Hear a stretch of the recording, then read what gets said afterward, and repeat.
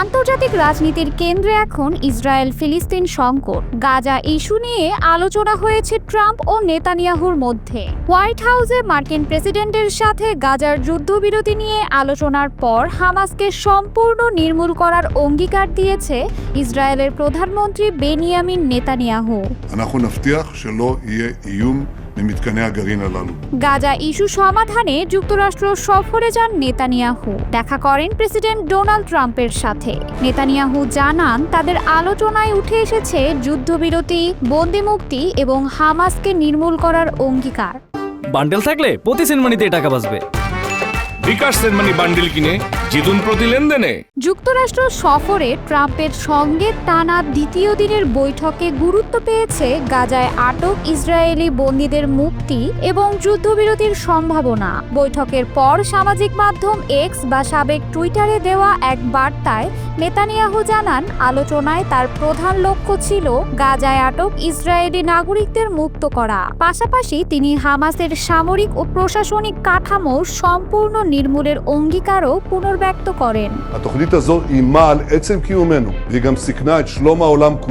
এদিকে ট্রাম্পের মধ্যপ্রাচ্য বিষয়ক বিশেষ দূত স্টিভ উইটকফ জানান ইসরায়েল ও হামাসের মধ্যে সমঝোতার পথে যে 4টি বড় বাধা ছিল সেগুলোর সংখ্যা এখন কমে মাত্র 1টিতে এসেছে। উইটকফের মতে চলতি সপ্তাহের মধ্যেই একটি সাময়িক যুদ্ধবিরতি চুক্তি হতে পারে। প্রস্তাব অনুযায়ী 60 দিনের জন্য যুদ্ধবিরতি কার্যকর হবে এবং এর আওতায় মুক্তি পাবে জীবিত 10 জন ও মৃত 9 জন ইসরায়েলি বন্দী। যুদ্ধবিরতির আলোচনার পেছনে গুরুত্বপূর্ণ ভূমিকা রাখছে কাতার। দেশটি ইসরায়েল ও হামাসের মধ্যকার পরোক্ষ আলোচনার মধ্যস্থতাকারীর দায়িত্ব পালন করছে। নেতানিয়াহু যুক্তরাষ্ট্রে পৌঁছানোর আগে কাতারের একটি প্রতিনিধি দল হোয়াইট হাউসের শীর্ষ কর্মকর্তাদের সঙ্গে সাক্ষাৎ করেছে বলে জানায় সংবাদ মাধ্যম Axios. And I'm going to try and get the war settled, and I'm going to try and get all that death ended. Netanyahu জানান আমরা এখনো গাজায় আমাদের মিশন শেষ করিনি। আমাদের অবশ্যই সব বন্দীকে ফিরিয়ে আনতে হবে এবং হামাসের সামরিক ও সরকারিভাবে পরিচালিত কাঠামোকে সম্পূর্ণভাবে ধ্বংস করতে হবে। 2023 সালের অক্টোবরে হামাসের আকস্মিক হামলায় ইসরায়েলের দক্ষিণাঞ্চলে প্রাণ হারায় প্রায় 1200 মানুষ এবং বন্দী করা হয় 251 জনকে। ধারণা করা হয় 50 জন বন্দী এখনও গাজায় অবস্থান করছে, যাদের মধ্যে 20 জন জীবিত আছেন।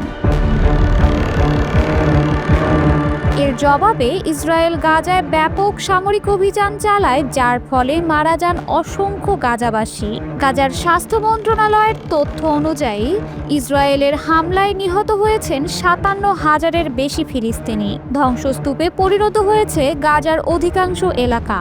বাস্তুচ্যুত হয়ে পড়েছে গাজার পুরো জনসংখ্যা। জাতিসংঘ বলছে প্রায় 5 লাখ মানুষ দুর্ভিক্ষের মুখে পড়তে যাচ্ছে।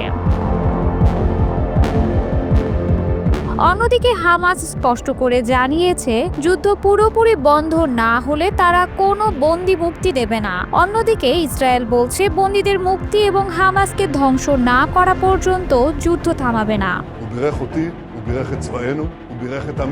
নেতানিয়াহু ট্রাম্পের প্রতি কৃতজ্ঞতা প্রকাশ করে বলেছেন ইসরায়েল যুক্তরাষ্ট্র সম্পর্ক কখনো এত ঘনিষ্ঠ ছিল না। এদিকে ট্রাম্পও ইসরায়েলের প্রতি তার সমর্থন অব্যাহত রেখেছেন এবং নেতানিয়াহুর বিরুদ্ধে দুর্নীতির মামলার প্রসিকিউটরদের সমালোচনা করে ইসরায়েলের অভ্যন্তরীণ রাজনীতিতে হস্তক্ষেপ করেছেন।